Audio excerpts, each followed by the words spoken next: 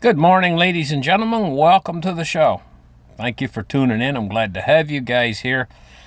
Today is the 27th, Wednesday, the 27th of March, 2024. What's happening in the United States right now reminds me of the collapse of the former Soviet Union. It really does.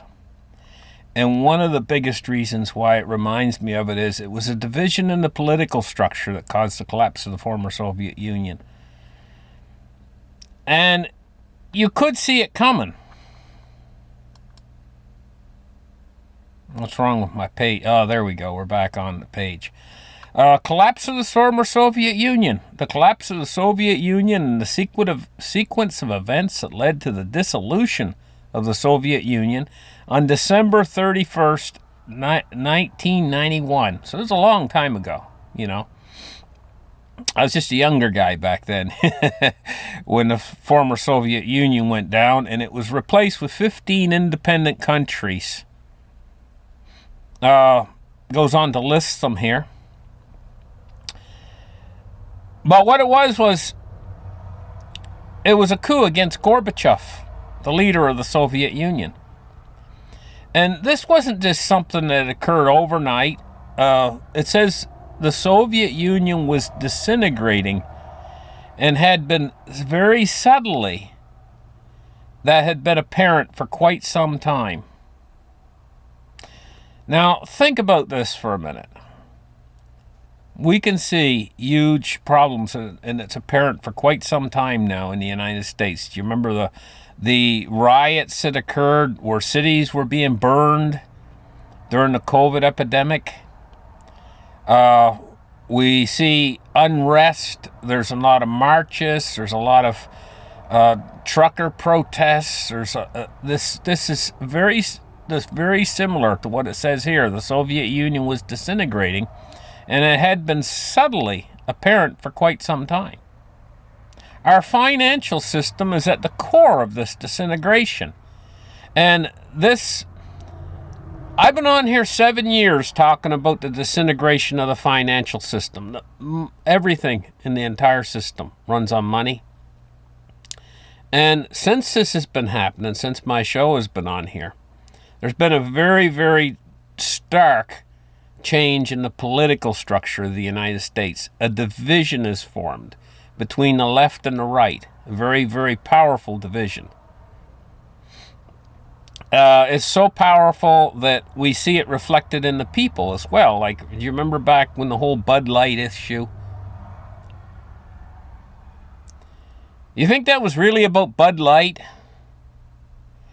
Or more about this political division in America? And I mean, it's so strong it nearly drove them out of business. Not that I'm approving of Bud Light or anything, or approving of their campaigns or anything like that, but I'm just stating a fact that this political division is so... It's almost a 50-50 division within the United States, and this creates a... Well, there's even been talk, people saying the word civil war. And so when we read this again, it gives it much more poignancy. It says the Soviet Union was disintegrating and had been subtly, that had been apparent for quite some time. But the final act began on 4:50 p.m. on Sunday, August 18th, 1991. Soviet President Mikhail Gorbachev was at his dacha in the Crimean resort of Foros when he was contacted by four men requesting an audience. They were his chief of staff, deputy chairman of the Defense Council, and so on. And it says here that also the Soviet Army ground forces were accompanied by the KGB, were there, and the unexpected arrival aroused Gorbachev's suspicions, and he tried to use the phone. It was dead. They had come to demand the name of the State Committee for the State of Emergency in the USSR. And the long and short of it was, this was actually the beginning of the fall. But now what happened during the fall, after it fell? And political chaos ensued. There was a period of time, I remember it on the news and stuff. The crime rate in Moscow. The crime rate just went through the roof. Organized crime started to take over. And, I had a comment on my show yesterday, and I was talking about how we're to the point now where in this slow disintegration of all of North America, Canada and the United States, where people can't feed their families. The same thing occurred back during the fall of the former Soviet Union, and they steal wire. And the show was about how that they will steal copper and this shuts down telecommunications. It can shut down the power grid. Very dangerous situation. But somebody on my show commented that during the fall of the former Soviet Union, they stripped miles of copper wire. People were without food. People were without lights. People were without all the things that they were accustomed to. And, we could see this very same issues start to arrive in the United States and in Canada here. And it's not just us. A lot of countries in Europe as well, including the United Kingdom, could experience the effects of this collapse. Now, I'm talking about us here having a collapse. And most of my shows have been focused on what's going on over here in North America and what's going on in parts of Europe. But I generally don't talk about, because I'm not there. I don't know how things are in China, and I don't know how things are in Russia right now. I don't know how things are in Iran. I don't know how things are in North Korea, because I don't live there. I don't know how the people feel about things. But I do live here in North America, and I can see the vast, enormous change that's occurred in the last 7 years since I started doing my shows. There's certain cities and stuff now, where a person would be dangerous to travel to. Not just here in North America, but in places in Europe and places, too. Because of this disintegration that's been occurring over the last 7 years. So I found it very poignant when it talked about in here the collapse of the Soviet Union, how the Soviet Union was disintegrating and had been subtly apparent for some time, but the final act began on a certain point.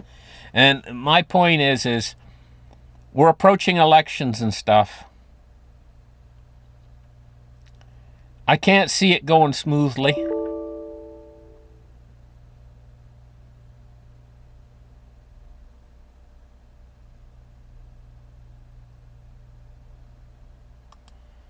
I don't know what in the heck just happened to my computer, and I don't even know if I'm being recorded still. Just went black screen. Anyway, I've probably talked enough. I just wanted to do a short show for you guys because I got an appointment this afternoon. And it's not too far from now. And so I got to start getting ready for it. Didn't have time to do a full show. But I really appreciate you guys watching my program out there. Thank you very much. Thank you for your donations, the people that do donate, your support of the channel. Leaving comments is very important to my channel. And I really appreciate you guys are really the greatest. Thank you for all your support over the years. I really appreciate it. And I'll probably be back on tomorrow for a full-length show. But don't forget, we're living in critical times right now. And things that we watched play out in the former Soviet Union years ago, if you were born like, I don't know, if you're around my age or maybe a little bit younger or older than me even, you remember what happened in the former. So I remember it was all over the news back then. It seems like now we're going to experience a taste of that. And we're not talking about 5 years from now either. I'm thinking the time frame is going to be more like like I was saying about the elections, I mean, I can't see it going smoothly. No matter which side wins, the other side is going to be more than just angry. Up in arms is more like I'd describe them, like a rowdy. And, you know, we saw a taste of that even years ago, back when Donald Trump was first elected. You remember all the rallies and stuff, not my president and stuff like that? Well, that energy, I'll call it energy, is growing 10 times more powerful now on both sides. You think about that for a minute. Think about exactly what's happening with China and Russia, and the whole other part of the world is watching all this. They're tired of the dollar. Anything to knock the dollar down from its perch, and they're happy with it.